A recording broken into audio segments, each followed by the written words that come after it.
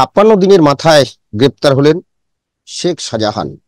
কেউ তাকে বলছে বাঘ, কেউ বলছে বেতাজ বাদশা, নানাজন নানা রকম ভাবে বলছে।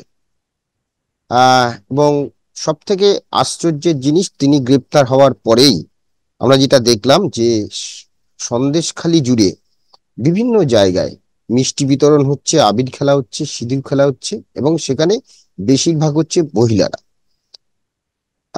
এবং আরেকটি গুরুত্বপূর্ণ বিষয়, যে প্রধানমন্ত্রীর সফর 1লা মার্চ, ঠিক 1লা মার্চের আগের দিনই শেখ শাহজাহানকে গ্রেফতার করা হলো। কেন করা হলো সেটা যেমন একদিকে, অন্যদিকে আরেকটি বিষয় যেটা হচ্ছে যে সামনেই লোকসভা নির্বাচন। আমরা যদি দেখি যে প্রথম জানুয়ারির 5 তারিখ থেকে পরপর যদি দেখা যায় যে প্রায় 1 মাসের কাছাকাছি, এই 1 মাসের মধ্যে আমরা 1 মাস 2 মাসের কাছাকাছি, 56 দিন প্রায়। তো এই এই এই 56 দিনে প্রথম থেকে এই শাহজাহানের বিরুদ্ধে যা যা অভিযোগ ছিল সেগুলোকে নস্যাৎ করে দেওয়ার চেষ্টা করা হয়েছিল, এবং মানুষের চাপে, জনরোষে ধীরে ধীরে আমরা দেখলাম গ্রেপ্তার হলেন উত্তম হাজরা, শিবু সর্দার, অজিত মাইতি, অবশেষে শেখ শাহজাহান। এবং শেখ শাহজাহানকে গ্রেপ্তার করার পরপরই সেই দিনই আরেকজন গ্রেপ্তার হলেন, তিনি আবার সন্দেশখালী 2-এর বাসিন্দা এবং শেখ শাহজাহানের অত্যন্ত ঘনিষ্ঠ আমির আলী গাজী, যার বিরুদ্ধে ধর্ষণের অভিযোগ আছে বলে জানা গিয়েছে। বাকি রয়েছেন এখন শেখ সিরাজ বা সিরাজ উদ্দিন, ডাক্তার সিরাজ বলে যিনি পরিচিত, শাহজাহানের ভাই, তিনি বাকি আছেন। তো প্রশ্ন হলো, এই যে শেখ শাহজাহান সহ বাকি 4জন, উত্তম হাজরা, শিবু সর্দার, অজিত মাইতি, আমির আলী গাজী, এই যে 4জন গ্রেপ্তার, সেই সঙ্গে শাহজাহান, 5জন যে গ্রেপ্তার হলো, তাহলে আগামী লোকসভা নির্বাচনে এরাই তো এই সন্দেশখালী তথা বসিরহাটের যে প্রত্যন্ত অঞ্চলগুলিতে ভোটের নিয়ন্ত্রক ছিল। সেই জায়গাটা থেকে প্রধানমন্ত্রী আসছেন, তার আগের দিন এদেরকে গ্রেফতার করে ক্ষতে কি প্রলেপ দেওয়া যাবে? আজকে আমরা এই বিষয়গুলো নিয়ে আলোচনা করব। আমি বিপ্লব, আমার সঙ্গে রয়েছেন সাংবাদিক অরূপ কালী। অরূপদা, স্বাগত জানাচ্ছি। অরূপদা, পরপর যদি আমরা দেখি যে গত 56 দিনের মধ্যে আমরা অনেকগুলো বিষয় নিয়ে, মানে কি হতে পারে, কি হতে পারে, হ্যাঁ, নানান বিষয়গুলো নিয়ে, বিশেষ করে সেটা রাজনৈতিক বিভিন্ন ইস্যুগুলো নিয়ে আমরা এই সন্দেশখালীর ইস্যুটাকে নিয়ে আমরা আলোচনা করেছি। এখন আলোচনার বিষয় একটাই, যে উত্তম হাজরা, শিবু সর্দার, অজিত মাইতি, আমির আলী গাজী এবং শেখ শাহজাহান সকলেই জেলের মধ্যে বা গারদে বলা যায়। তো এই যে সামনেই লোকসভা ভোট, সেই জায়গাটা থেকে পরিস্থিতি কি, ক্ষতে কি প্রলোভ দেওয়া যাবে? প্রধানমন্ত্রী আসছেন, তার প্রথম নির্বাচনী জনসভায় বাংলা দিয়ে শুরু করবেন, এবং তার মধ্যে ক্ষতে যে প্রলোভ কি পড়বে তৃণমূলের, কিভাবে দেখছো বিষয়টা? দেখো, এখনো পর্যন্ত যে ক্ষতটা কতটা গভীর সেটা কিন্তু তৃণমূল কংগ্রেস নিজেও জানে না, বা আমরা ধরো যারা এই বিশ্লেষণ করি, বুঝি, বা ক্ষতটা কতটা গভীর সেটা কিন্তু এখনো বোঝা যাচ্ছে না। কিন্তু ক্ষত যে হয়েছে, এবং এই ক্ষতটা যে তোমার লোকসভা ভোটের আগে তৃণমূলকে ভাবাচ্ছে, তৃণমূলের কাছে একটা আতঙ্কে পরিণত হয়েছে, এই বিষয়ে কোনো সন্দেহ নেই।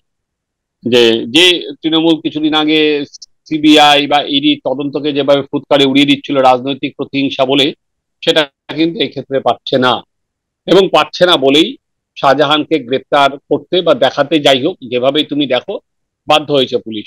যে শাহজাহানকে 56 দিনের মাথায় শাহজাহানকে দেখে। এবং ইন্টারেস্টিং হচ্ছে, যেখান থেকে গ্রেপ্তার বলে দেখানো হচ্ছে মিনাখা, সেই মিনাখাতে শাহজাহান এতদিন ধরে ডেরা করেছিল, অথচ পুলিশ তাকে টিকি ছুঁতে পারলো না। সেটাতে বোঝাই যাচ্ছে যে পুলিশের সঙ্গে তার দহরম মহরম কি ছিল, যেটা ওখানকার সন্দেশখালীর বাসিন্দাদের কথায় উঠে এসছে। এবং আজকে যদি তুমি শাহজাহানের অ্যারেস্ট পর্ব দেখো, তার কোর্টে হাজিরা দেখো, শাহজাহানের হাব ভাব দেখো, তুমি সেটা বুঝতেই পারবে। আর কি, শাহজাহানকে প্রায় কর্ডন করে পুলিশ নিয়ে যাচ্ছে, এটা তো ভাবাই যায় না যে শাহজাহান আগে আগে যাচ্ছে, পুলিশ পেছনে পেছনে যাচ্ছে, এবং সে একদম সাদা জামা, সাদা প্যান্ট, সাদা জুতো, সঙ্গে ভালো কোট একটা ম্যাচিং করে। ফলে কোনো ভয়ের বাতাবরণে যে উনি ছিলেন না, বা উনি যে পালিয়ে বেড়াচ্ছিলেন না, অর্থাৎ সেটা ওনার ভাবে, মানে আমরা যেটা দেখলাম যে তিনি ঢুকছেন এবং তিনি যে আঙ্গুল নেড়ে যেভাবে ইশারা করছেন যে না না, তো পাশে পুলিশ, মানে ঠিক বোঝা যাচ্ছিল না যে শাহজাহান গ্রেপ্তার হয়েছে নাকি আহ পুলিশ শাহজাহান পুলিশকে নিয়ে যাচ্ছে, মানে ঠিক বোঝা যাচ্ছিল না। খুব দৃপ্তভাবে তিনি ঢুকছেন এবং সেটা যেটা হচ্ছে, দেখো, একটা হুম, শাহজাহান একটা সেটা হচ্ছে লুক দিতে চায় তাদের, যেহেতু ওখানে একটা জনবিস্ফোরণ হয়েছে, সেখানে ওর যে সমস্ত সঙ্গী সাথী আছে বা যারা সতীর্থ আছে তাদের কাছে একটা ব্রেভ লুকও দিতে চাইছে, দেখো আমি কিন্তু দমিনি, একটা বিশাল করে যাওয়ায় করা, আমি কিন্তু দমে যাইনি বা আমি কিন্তু ভয় পাইনি, এরকম একটা সেই জায়গা সে আহ, তাদের সতীর্থদের কাছে সেরকম একটা ছবি তুলে ধরতে চাইছে। এবার আমরা যে প্রশ্ন দিয়ে শুরু করেছিলাম সেটা হচ্ছে, স্বাভাবিকভাবে তৃণমূল কংগ্রেসকে চিন্তায় রেখেছে শুধুমাত্র কিন্তু বসিরহাট লোকসভা কেন্দ্রের জন্য না, এটা রাজ্যের অন্যান্য কেন্দ্রের জন্য। কারণ শাহজাহানের গ্রেপ্তারির পর যেভাবে আজকে আবারও দেখলাম ওখানে মেয়েরা বা মায়েরা যেভাবে পথে নেমেছে, তারা মিষ্টি মুখ করছে, তারা আবির আবির খেলছে। খেলছে, তারা শাঁখ বাজাচ্ছে, এবং তারপরেও তারা শাহজাহানের ফাঁসির দাবি করছে, এমন তার ভাই গ্রেপ্তার হয়নি, এটাও কিন্তু ইন্টারেস্টিং এখনো, যে সেখানে দাঁড়িয়ে ফলে মেয়েদের যে প্রতিবাদ বা প্রতিরোধ, এই জায়গাটা কিন্তু সেখান থেকে সন্দেশখালী কিন্তু নতুন ভাবে একটা পথ দেখালো সারা বাংলাকে, যেটা আমরা বারবার করে বলছি, সিঙ্গুর বা নন্দীগ্রামে আমরা দেখেছিলাম একটা পথ সে দেখিয়েছিল। তো সন্দেশখালী সেই জায়গায় পথ দেখালো তৃণমূল কংগ্রেস, কিন্তু সে আমি আবারও বললাম যে সেইটা এই ক্ষতটা কতটা গভীর বা এই ক্ষতটা কতটা বিরোধীরা নিয়ে যেতে পারবে, এটা করে নিজেদের রাজনৈতিক জমি তৈরি করতে পারবে, সে তো আহ লোকসভার নির্বাচনের ফলাফলের পর বোঝা যাবে। কিন্তু তৃণমূল কংগ্রেস আজ আতঙ্ক কোথায় পাওয়া গেল, তুমি যদি তৃণমূল কংগ্রেসের যারা মুখপাত্ররা প্রেস মিট করলেন, তারা কিন্তু তখন নিজেরাই বললেন যে শাহজাহানকে তারা 6 বছরের জন্য সাসপেন্ড করেছেন। আর কিন্তু প্রধানমন্ত্রী যে আসছেন, তিনি কি সাসপেন্ড করতে পারবেন বলে নারায়ণ রানের নাম বললো এবং শুভেন্দু অধিকারীর নামও বললো। যে ফলে প্রধানমন্ত্রী আহ, আর কি যে সভা করতে আসবেন, এবং জানা কথা যে সব প্রধানমন্ত্রী সভা করতে এলে এবার সরাসরি সেটা সন্দেশখালী কিন্তু এবার উনি চাঁদমারি করবেন, সেখানে মায়েদের যে কান্না উনি সেটা চাঁদমারি করবেন, শাহজাহানের নাম না হলেও যে একজন ক্রিমিনালকে ধরতে 55 দিন পার হয়ে গেল সেটাও তিনি টার্গেট করবেন। সেই জায়গায় তৃণমূল কিন্তু আগে থেকেই একটা বলার চেষ্টা করতে লাগলো, প্রধানমন্ত্রী কি উনি সাসপেন্ড করতে পারবেন, তাই জন্য ওনাদের যে জাতীয় আর কি নেতা বা দিল্লিতে যিনি প্রেস কনফারেন্স করছে টেরেককে বসিয়ে করা হলো, যাতে আর কি সেন্ট্রালিও সেটা একটা বার্তা দেওয়া যায়। ফলে দেখো, যে জায়গাটা এসে আমি বললাম যে স্বাভাবিক এত বড় একটা ইস্যু, তুমি লোকসভা ভোটের আগে, প্রমাণ তো অনেক পরে হবে, ফলে শেখ শাহজাহানের প্রমাণ কবে হবে ঠিক, কারণ এখনো পর্যন্ত শেখ শাহজাহানের বিরুদ্ধে সবে 10 দিনের পুলিশ হেফাজত দিয়েছে, এখনো কোনো নারী নির্যাতনের কোনো অভিযোগ তার নামে জমা পড়েনি, বেশিরভাগটাই হচ্ছে ইডির উপর যে হামলা, সেই হামলার আর কি কেসে তাকে ধরা হয়েছে, এবং সেখানে এখনো পর্যন্ত পুলিশ সূত্রে নাকি, এখনো পর্যন্ত যেটা বলা হচ্ছে, শেখ শাহজাহান নাকি স্বীকার করে নিয়েছে ঈদের ওপর হামলায় তার যোগাযোগ ছিল। যেখানে দাঁড়িয়ে মুখ্যমন্ত্রী বলেছিলেন যে শেখ শাহজাহানকে টার্গেট করে রেখে ঢুকেছিল, অথচ শেখ শাহজাহান স্বীকার করে নিয়েছে। এত দেখো, যে যে কেসটা ইডির ওপর, যে কেসটা সেটা কিন্তু লঘু, ইডির ওপর হামলার যে কেস সেটা কিন্তু বড় কেস নয়। বড় কেসটা হচ্ছে শেখ শাহজাহান ইডি যেটা তদন্ত করতে গেছিল, যেটা জ্যোতিপ্রিয় মল্লিক চিঠিতে নাকি নাম লেখা ছিল, যেটা বলা হচ্ছে ইডি সূত্রে, সেখানে শেখ শাহজাহানের নাম ছিল আর কি। রেশন দুর্নীতিটা কিন্তু বড়, সেখানে কিন্তু তার উপর হামলাটা বড় ইস্যু নয়। ফলে সঙ্গে সঙ্গে ইডি তোমার প্রধান বিচারপতির কাছে গেছে, প্রধান বিচারপতির কাছে গিয়ে বলেছে শাহজাহান ওখানে রাখলে তথ্য প্রমাণ নষ্ট হবে, ফলে তারা তাদের হেফাজতে নেওয়ার চেষ্টা করবে। ফলে ইডির হেফাজতে যদি শাহজাহান চলে যায়, সেটা আমার মনে হয় না সরাসরি পুলিশ সরাসরি ছেড়ে দেবে। তোমার যদি মনে আছে যে অনুব্রত মণ্ডলকে দিল্লি যাওয়া আটকাতে তোমার একজন তৃণমূলেরই একজনকে দিয়ে অভিযোগ জানিয়ে তাকে তুলে নিয়ে পর্যন্ত যাওয়া হয়েছিল, অন্য একটা কেস দিয়ে বন্দি করে রাখা হয়েছিল।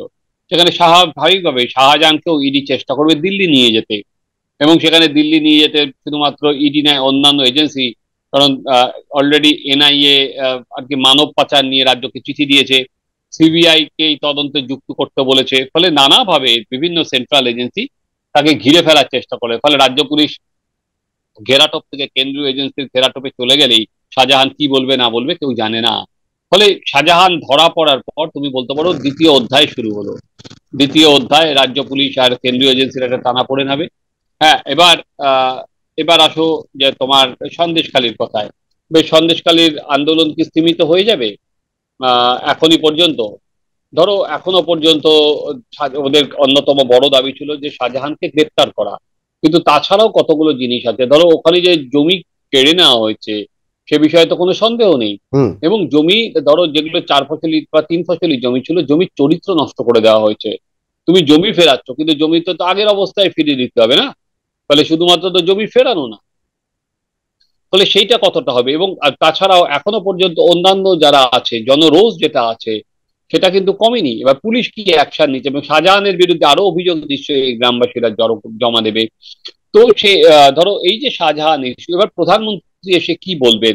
স্বাভাবিকভাবে প্রধানমন্ত্রী যখন এসেছেন, প্রধানমন্ত্রী 1 তারিখ, 2 তারিখ এবং 6 তারিখ 3টে সভা যখন প্রধানমন্ত্রী করবেন, তখন স্বাভাবিকভাবেই প্রধানমন্ত্রী ইস্যু করবেন বলেই এসেছেন। নাহলে পশ্চিমবঙ্গে এখনো ভোট ডিক্লেয়ার হয়নি, উনি পশ্চিমবঙ্গে যেমন বিভিন্ন কেন্দ্রীয় প্রকল্পের ঘোষণা করবেন, উনি মেট্রো বা অন্যান্য কেন্দ্রিক যে কেন্দ্রীয় প্রকল্পের উনি ঘোষণা করবেন। তাছাড়া শুধুমাত্র কেন্দ্রীয় প্রকল্প ঘোষণা করেও তো উনি যাবেন না, তার সঙ্গে তো উনি রাজনৈতিক সভাও করবেন।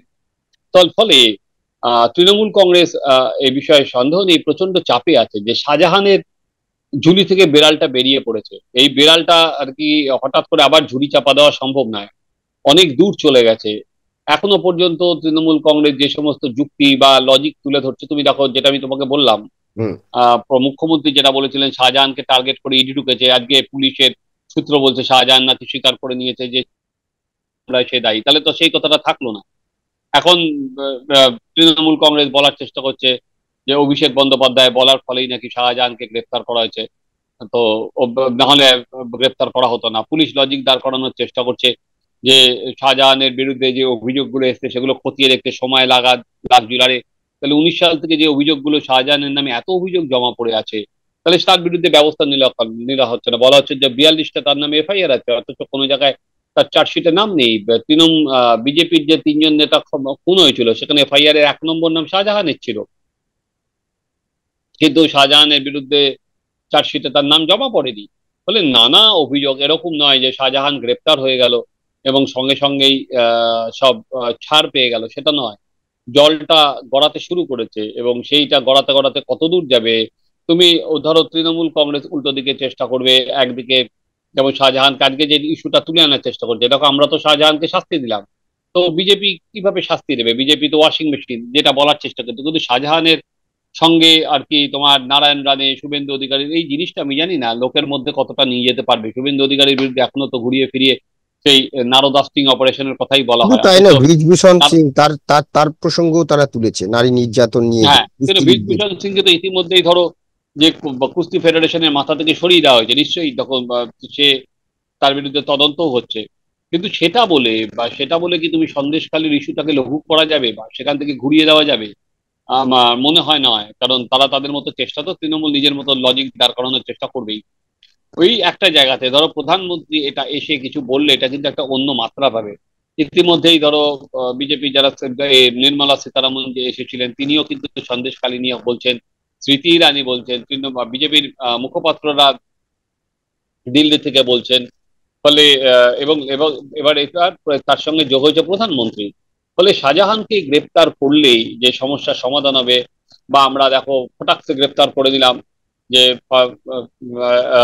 এবং সাসপেন্ড করে দিলাম, সেই বিষয়টা তো নয়। তো একটা, ফলে শাহজাহানকে সাসপেন্ড করা বা না করা এটা খুব একটা বড় বিষয় নয় বর্তমান সময় দাঁড়িয়ে। কারণ শাহজাহানের বিরুদ্ধে এতদিন যে অভিযোগ ছিল সেই তালে অভিযোগগুলো লঘু হয়ে যায় না যে দল একটা কিছু করলো বা সাসপেন্ড করে দিল। এখন দেখার যে তোমার ওই ওই এলাকার তৃণমূল যেমন সংগঠন আবার ঢেলে সাজানোর চেষ্টা করছে, তৃণমূল তার মন্ত্রীদের পাঠাচ্ছে, কিন্তু এই ক্ষতটা শুধুমাত্র কি তোমার ওই বসিরহাট লোকসভা কেন্দ্র না, এই ক্ষেত্রটা অন্য জায়গাতেও নিয়ে যাবে, যেহেতু মহিলাদের ওপর অত্যাচারের একটা অভিযোগ নানাভাবে উঠে আসছে। আর যে আমরা বারবার যেটা বলছি যে মহিলা ভোট ব্যাংক তৃণমূলের অন্যতম বড় আর কি ট্রাম্প কার্ড, একটা হচ্ছে সংখ্যালঘু ভোট ব্যাংক, একটা হচ্ছে মহিলা ভোট ব্যাংক। ধরো আজকে এবারের রাজ্য বাজেটে আমরা দেখলাম যে লক্ষ্মীর ভান্ডারের টাকা 500 টাকা থেকে 1000 টাকা করে দেওয়া হলো। ফলে সেটা নিয়ে তো তৃণমূল কংগ্রেস প্রচারে যেতে পারছে না। সেরকম ভাবে কি প্রচার হচ্ছে? একেবারেই প্রচার হচ্ছে না। এবার মহিলাদের জন্য তৃণমূল কংগ্রেসের বাজেটে সব থেকে বেশি বরাদ্দ বরাদ্দ আছে। ফলে সেটা কি তৃণমূল কংগ্রেস প্রচারে যেতে পারছে? প্রচারে যাচ্ছে না। ফলে পাবলিক আর কি পারসেপশনে কিন্তু এই সন্দেশখালী এইটাই ঘুরে বেড়াচ্ছে। সন্দেশখালী, মহিলাদের উপর আক্রমণ, এই জিনিসটাই সারা সকাল থেকে রাত এই ন্যারেটিভই চলে যাচ্ছে এবং তৃণমূলকে সেই ন্যারেটিভ কাউন্টার ন্যারেটিভ দিতে হচ্ছে। ফলে তৃণমূল একটা ন্যারেটিভ শেষ আর কি ঠিক করতে পারছে না, উন্নয়নের ন্যারেটিভ, যেটার পেছনে অন্যরা দৌড়াবে তৃণমূলকে কিন্তু। ফলে এটা কিন্তু কমবে না, কারণ সিপিএম, কংগ্রেস, বিজেপি সবাই কিন্তু একাধিক কর্মসূচি নিয়েছে। এই কর্মসূচি ওপরেই কিন্তু তুমি ধরতে পারো আর কি যত না অন্যান্য, হ্যাঁ বিজেপির কাছে একটা অন্যতম আছে যে নরেন্দ্র মোদীর গ্যারেন্টি, বিজেপি যেটা বলে নরেন্দ্র মোদীর বিভিন্ন সেন্ট্রাল প্রজেক্ট সেটা যেমন বলবে, কিন্তু তার পাশাপাশি তাকে কিন্তু ছাপিয়ে যাবে হচ্ছে সন্দেশখালী ইস্যু। সন্দেশখালী হুম। অনেক বেশি। এবার তৃণমূল বাদ কতটা দেবে আমি জানি না, সে বাদ বালির বাদ কিনা সেটা তো জানা যাবে ভোটের আর কি বাক্স। বাক্স খুললে, রেজাল্ট একদম বেরোলে। একদম। আমরাও সেদিকেই নজর রাখবো যে একদিকে প্রধানমন্ত্রী সফরের আগের দিন শেখ শাহজাহানকে গ্রেপ্তার, সঙ্গে তার 4 সাকরেদ উত্তম হাজরা, শিবু সর্দার, অজিত মাইতি, আমির আলী গাজী, এরা 4 জন গ্রেপ্তার হয়েছেন। সঙ্গে শেখ শাহজাহান, মোট 5 জন। একজন এখনো বাকি, শেখ সিরাজউদ্দিন। শেখ সিরাজ ডাক্তার নামে যিনি পরিচিত, শাহজাহানের ভাই। তো এরাও যদি গ্রেপ্তার হয়, তাহলে কি তৃণমূল যে ক্ষতটা, সেই ক্ষতটা কতটা, এবং সেটা কি সেই ক্ষতে কিছু প্রলেপ দিতে পারবে আগামী লোকসভা নির্বাচনে? আমাদের সেদিকেই নজর থাকবে। আপাতত আমাদের এই আলোচনা নিয়ে আপনাদের মতামত আমাদের কমেন্টস বক্সে জানাবেন। ভালো লাগলে অবশ্যই লাইক দেবেন। সবাই ভালো থাকবেন। নমস্কার। বাংলা বলছি চ্যানেলটি সাবস্ক্রাইব করুন এবং সমস্ত অনুষ্ঠানের আপডেট পেতে বেল আইকনটি অন করুন।